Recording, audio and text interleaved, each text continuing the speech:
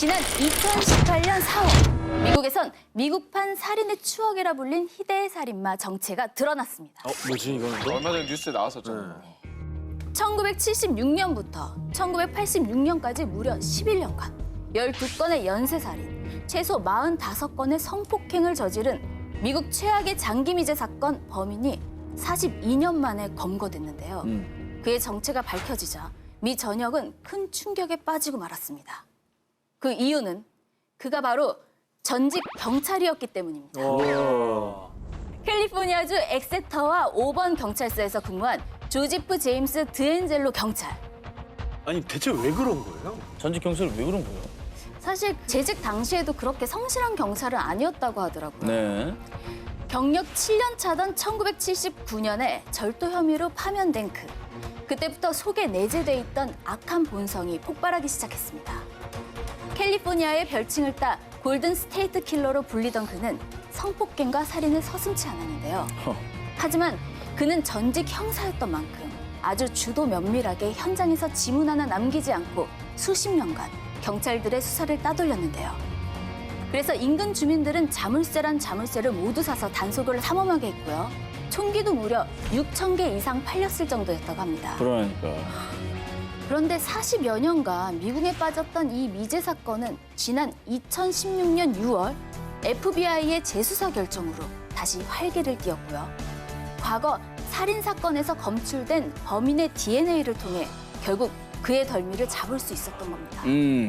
그런데 그를 잡았을 때 정말 소름 끼쳤던 것은요. 어느덧 70대 노인이 된 그는 이웃집의 인자한 할아버지의 모습으로 평범한 노후를 보내고 있었다는 겁니다. 그래서 미 전역에선 전직 경찰이 살인마였다니 정말 믿을 수가 없다.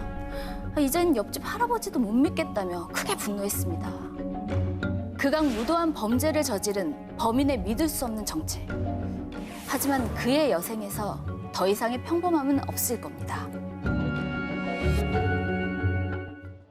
2015년 9월 1일 미국 일리노이주 폭스레이크의 한 숲에서 용의자 백인 2명과 흑인 1명을 한 경찰이 혼자서 쫓고 있었습니다. 그는 폭스레이크 카운티 경찰서 소속 찰스 조지프 글리니위츠 경위. 폭스빌 호수 인근에 용의자들 추격 중. 지원 바란다. 지원 바란다. 야, 거기서! 으아! 순직한 찰스 조지프 글리니위츠 경위는 네 아들의 가장이자 투철한 경찰 업무 의식을 갖춘 30년 차 베테랑 경찰관으로요. 주민들 사이에서도 큰 존경과 사랑을 받아 수천 명의 사람들이 그의 장례식을 찾았고요. 그를 영웅 경찰이라 부르며 애도했습니다. 한편 글리니위츠 경위를 죽음으로 내몬 용의자를 잡기 위해 대대적인 수색 작업을 펼친 경찰. 미국 연방수사국 FBI 등 연방기관 수사요원들이 경찰을 죽인 범인을 잡기 위해 사활을 걸었는데요. 하지만 정말 이상하게도 용의자는커녕 신락 같은 증거 하나도 전혀 잡히는 게 없었습니다.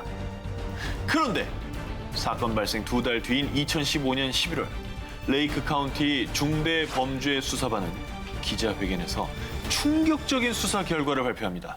Lenowitz committed the ultimate betrayal to the citizens he served and the entire law enforcement community. 글리니위츠 경위가 쫓고 있던 용의자는 애초부터 존재하지 않았으며 어머.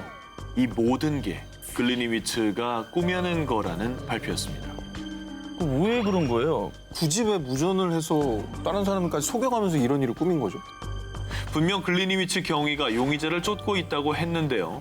그가 무전을 쳤던 한 곳에만 있었다는 걸 휴대전화 기록을 통해 알아낸 거죠. 무서워. 결국 이를 수상하다고 느낀 수사팀은 곧바로 글리니위츠의 휴대전화 메시지, 이메일을 샅샅이 조사했는데요. 그런데 여기서 드러난 글리니위츠 경위의 소름 끼치는 두 얼굴. 그는 경찰관 멘토 프로그램의 책임 운영자로 지내면서 무려 7년간 지원금 수천만 원을 횡령했고요. 이 혐의가 발각돼 조사를 받던 도중 자신의 죄를 순직으로 덮기 위해 이 같은 일을 꾸민 것이었던 겁니다. 아이고, 참 미련하다. 자신의 죄를 덮기 위해 막장 드라마를 연출한 글리니위츠 경관. 하지만 그가 쓴 막장 시나리오는 오히려 자신의 인생이 막장이었다는 사실을 폭로하는 꼴이 되고 말았습니다.